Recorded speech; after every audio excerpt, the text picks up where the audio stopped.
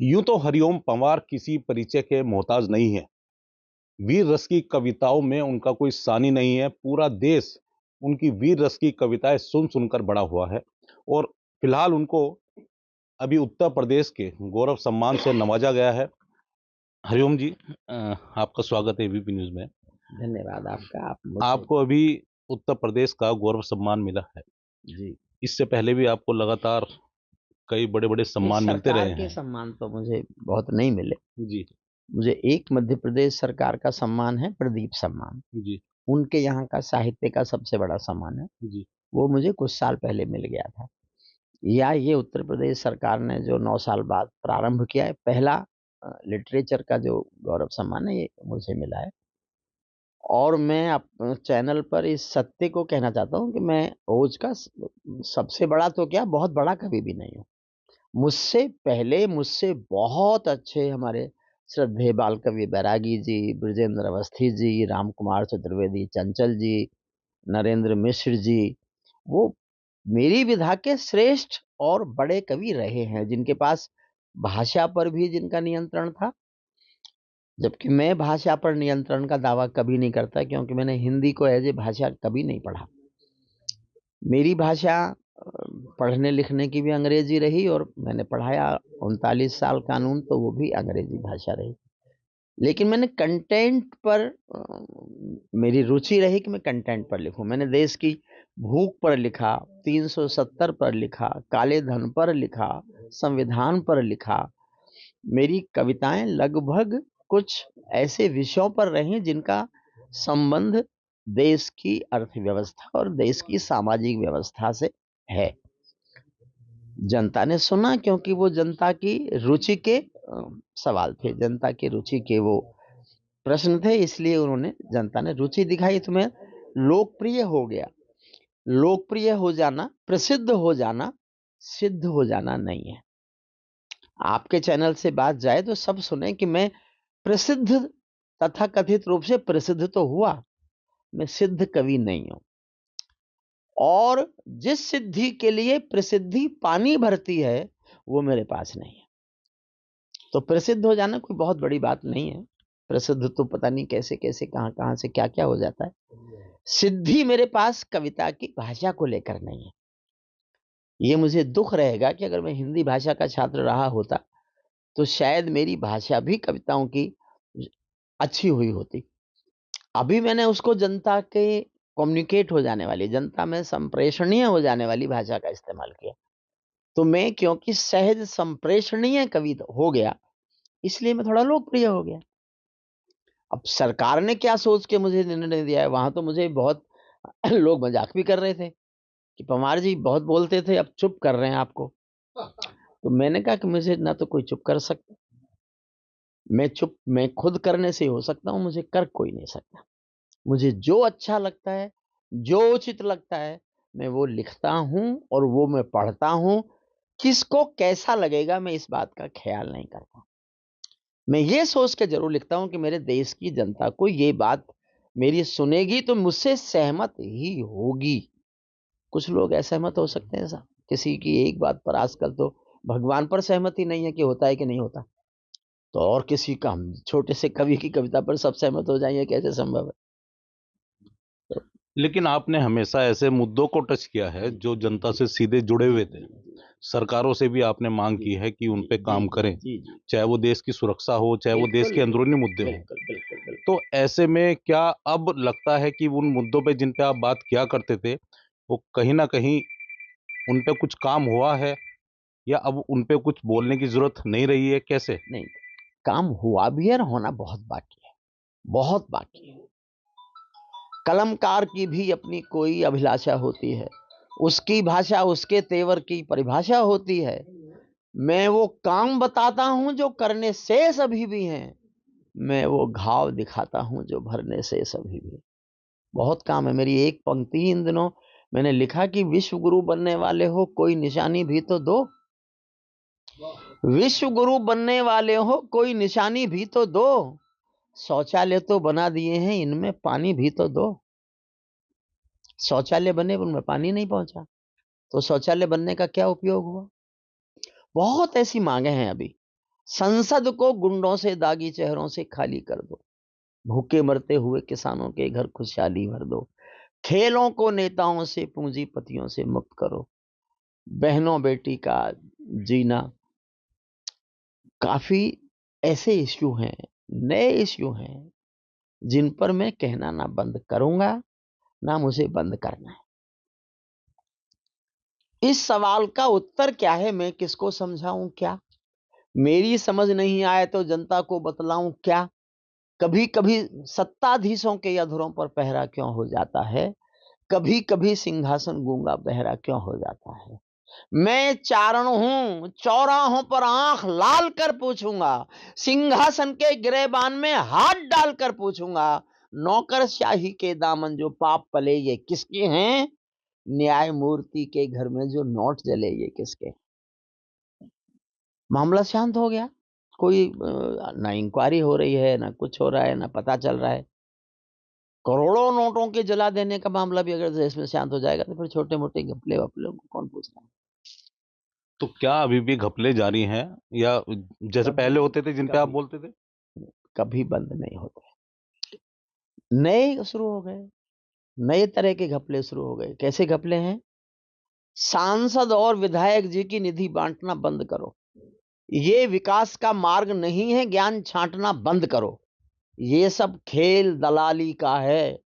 चांदी ऐसे वैसों की, बंदर बांट मचा रखी है सब सरकारी पैसों की। सब सरकारी पैसे का बंटवारा है। कोई थोड़े कम, कोई थोड़े ज्यादा। कोशिश होती रहनी चाहिए। निरंतर आदमी को प्रयास करना चाहिए। लोकतंत्र समय से डेवलप होने वाली प्रणाली है। आप पहले ही दिन किसी मुल्क में लोकतंत्र लागू करें और वो पहले दिन ही अमेरिका जैसा कामयाब हो जाए, ये संभव नहीं। अमेरिका का लोकतंत्र लगभग इन दोनों 250 साल पुराना हो गया। हमारा लोकतंत्र 75 साल पुराना है। हो सकता है 200 साल बाद हमारा लोकतंत्र इतना अच्छा हो जाए कि सारी दुनिया में हम सबसे अच्छे हो जाएं। लेकिन अभी हमारा लोकतंत्र नया नया है, इसलिए वो समय के साथ उसमें बदलाव आएगा। जैसे पहले बूथ कैप्चरिंग होती थी, अब बूथ कैप्चरिंग तो नहीं होती। अब तो बस ईवीएम हैक हुई है, वोट चोरी हुई है, ऐसे नारे उछल रहे हैं जिनका कोई प्रमाण नहीं है। कोई बताता नहीं है कैसे हुई है। लेकिन पहले तो जो होता था पता ही चल जाता था, वोट पूरी की पूरी पेटी लेके भाग जाते थे। मुद्दे मुद्दे बदल गए हैं। अब मुद्दे बदले, मुद्दे बदले हैं। विकास की तरफ देश ने कदम उठाया है। देश जिंदा है, देश का दिल धड़क रहा है। ये धड़कन कैसी है, किस लिए है, क्यों है, इस पे नहीं बोल रहा हूं मैं, लेकिन देश का दिल धड़कता दिख रहा है। देश सांस ले रहा है, देश जिंदा होता दिख रहा है। हलचल है, बातचीत है, चर्चाएं हैं, लोग बोल रहे हैं, सोच रहे हैं। ये किसी भी मुल्क के जागृत होने का प्रमाण तो है ही। हम किस दिशा में जा रहे हैं ये समय तय करेगा। लेकिन आरोप तो ये लगते हैं कि अब तो हिंदू मुसलमान में उलझा दिया गया है आम जनता को इन मुद्दों से अलग हटाने के लिए। किसने उलझा दिया?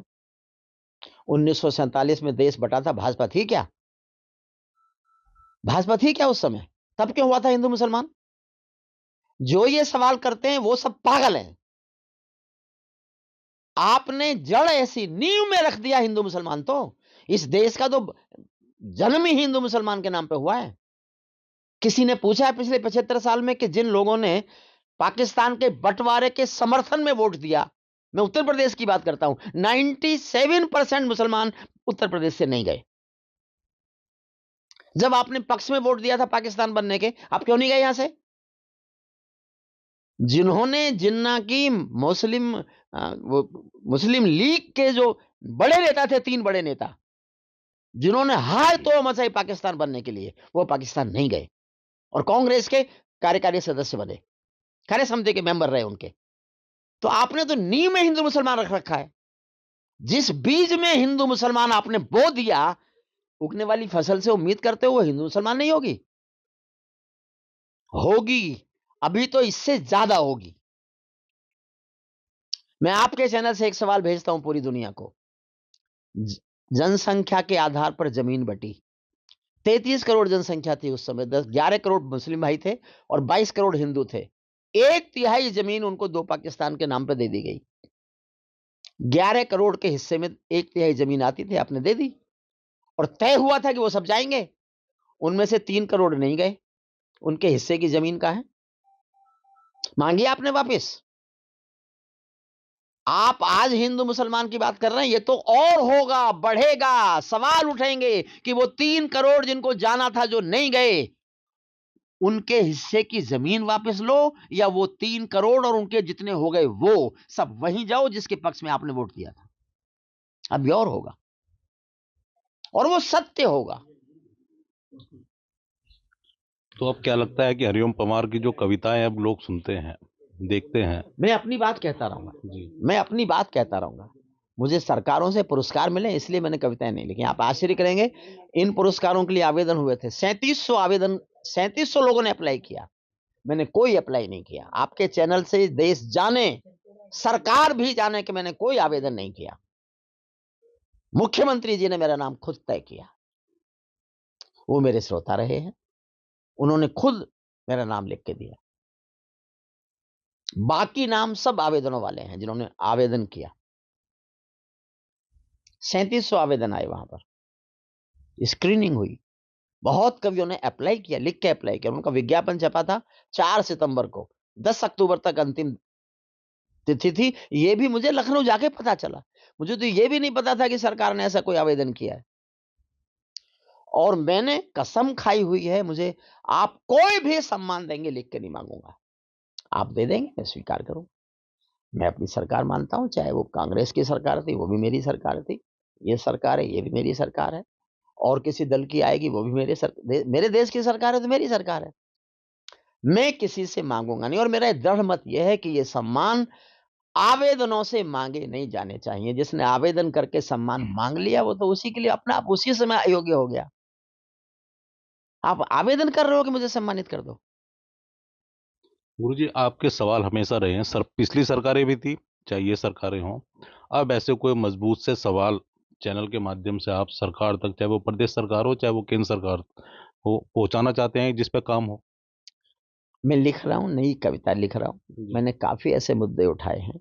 एक ही मुफ्तखोरी को मैं पसंद नहीं करता।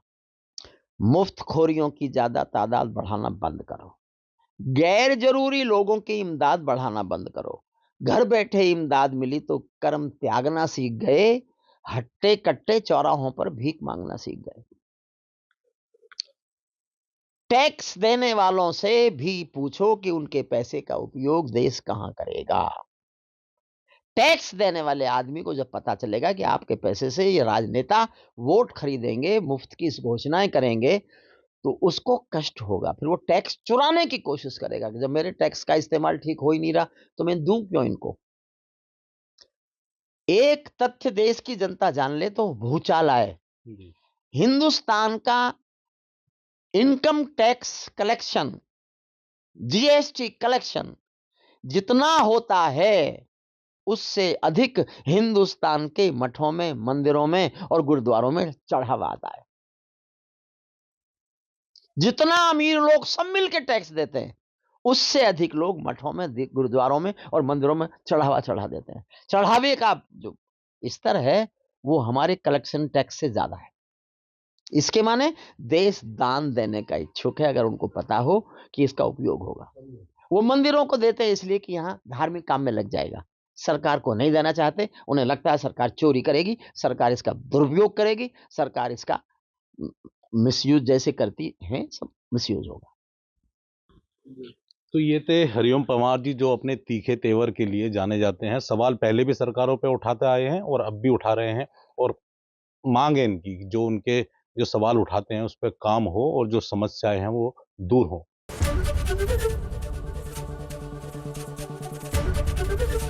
एबीपी गंगा, खबर आपकी, जुबान आपकी।